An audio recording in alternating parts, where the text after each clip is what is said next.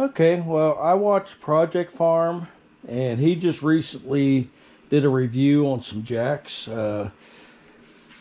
This is a Big Red, 1.5 ton, and it's made in Ontario, Canada. It looks like so.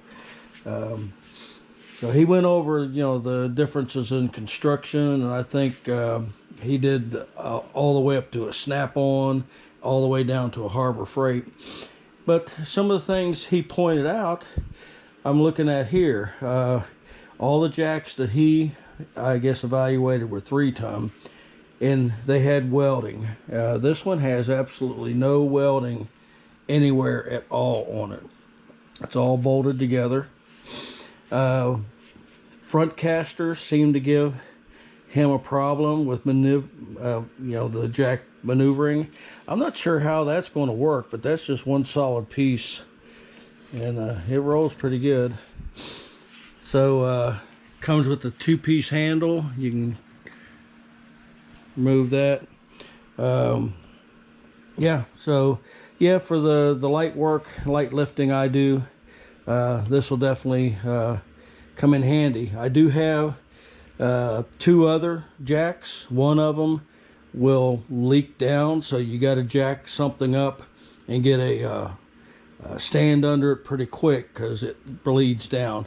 We'll probably be doing a rebuild on that one because I do like that jack. And then I've got another one. It used to lift up all the way, but now it only raises up maybe about a foot, 1.5 feet, and can't. It doesn't leak down. I think it just needs more fluid. So we'll probably do rebuilds on them, and this will be my replacement if I can't get them working. So a couple things Project Farm tested was how many pumps does it take to get to full height. So we got 1, 2, 3, 4, 5, and that's it. Takes 4.5 pumps. And you may be asking, well, what is the full height? So full height is 14.5 inches. So yeah, I think that's gonna work just fine for me for the light stuff I do. And the other thing he tested is, does it go all the way back down? I think one of his tests don't. Yeah, no problem. And it does look to be pretty well centered. We got all the safeties. I've never had a safety pop on me. The handle is removed just by loosening the screw and it pops right out. So yeah. The only thing I don't like about it is these casters are bolted in with just 3 bolts. But yeah, that should be fine. All right, well, that's the jack I got, and yeah, we'll definitely put it to use.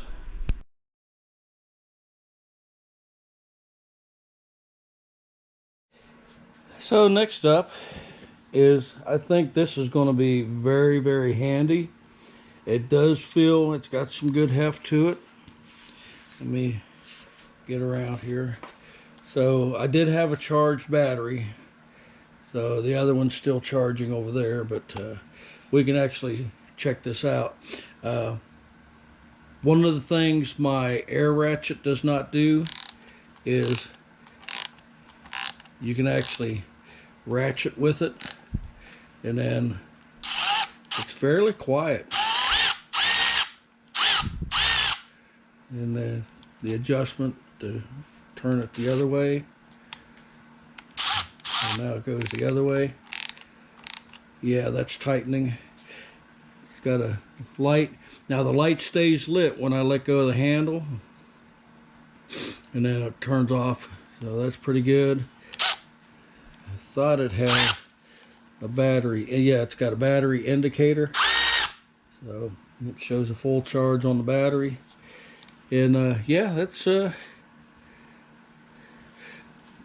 got a safety switch to where if you throw it in your toolbox, you flip that switch down and it locks it to where it won't come on and kill the battery. So that's a nice safety feature. Yeah, I don't review tools that much, but when they're this nice, yeah. So I'm not sure if Project Farm or the Torque Test channel or Ave, I can't remember which one, but they tore this thing apart, and it's built pretty substantial. So yeah, I like it. I have a set of deep wells, but they're metric, and I'm missing a couple, and 11. And Harbor Freights does not sell individuals, so next time I go to a tool flea market, I may be writing what I need down here. 20 and 11 is what I need for metric. So the only standard SAE that I have for impact are these short ones, which work fine, but have to use them with my air ratchet. So it's always nice to get something that I don't have, which is the deep well SAE sockets. This rail is fiberglass. It's pretty substantial. The clips have little ball indents on them, so I was checking to see how easy it was to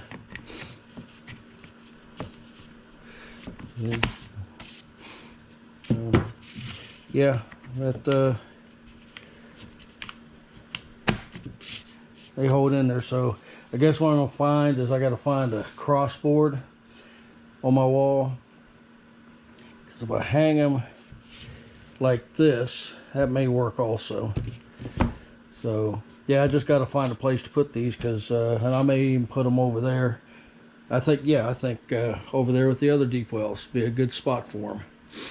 So yeah, it's a nice set. It's always nice to get something you don't have.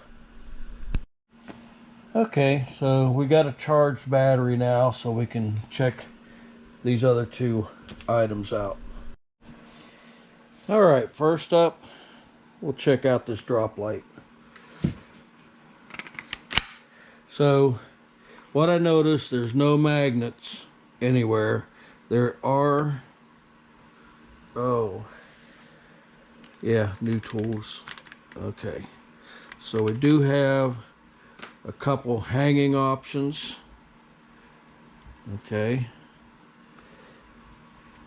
tuck that away, and the angle can be this far or that far. It doesn't twist sideways. Let's see the lumens. All right, that's actually pretty bright. Yeah, it's got different settings. Nope, yep, low. So it's got high and low. And like I said, the batteries will be probably on the tools more than the light, but I guess with two batteries, that's an option to use this guy. So yeah, there you go. It's got 3 LEDs. I ain't gonna turn it on while you're looking at it. Pretty bright. But yeah, with the battery, it's pretty stable. All right, let's look at the next one. All right, well, I wish I had a scale. This thing is heavy. I would say at least 10 pounds, if not more. So first thing I noticed, it's got this little retaining ring right here, and I could not get the socket on there without putting it on this way. So, yeah, that's not going to come off. So I've got it on forward. I'm going to lightly grip this. Okay, I want to go the other way. Yeah, I can't make it. And it is.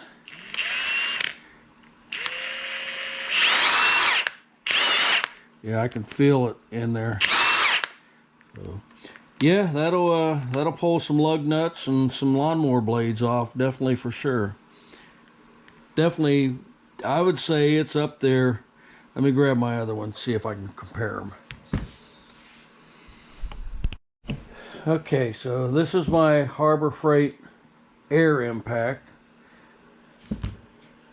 I'm gonna say, yeah, this one's definitely heavier than that, but you're not dragging an air hose around. So yeah, we do have provisions for some strappage, it looks like here.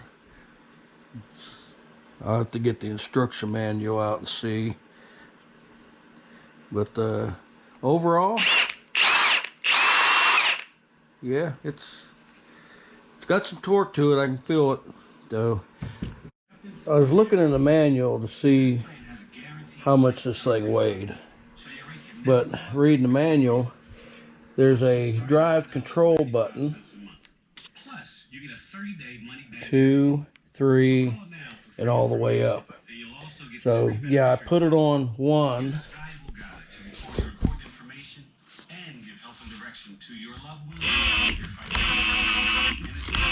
Yeah, that's pretty weak. And then if I bump it up to 2, yeah. So I guess that keeps you from snapping bolts off. My air impact doesn't have quite that range of adjustments, but yeah, I guess that's a nice feature. Couldn't find out how much it weighed, but it is hefty. All right, looks like all my camera batteries are charged. I'm showing currently the one that's in the camera right now is at 51%. Let me swap one out and see what it looks like. Okay, well, I just swapped out a battery showing 100% on the camera display, and I put the other one in the charger. The only other way I had to charge this camera was actually plugging this cable here into the camera, and yeah, that was the only way I could charge it. Now I've got a dedicated charger for the camera. Okay, well, there you have it, guys. Unboxing and a basic review of the tools I got.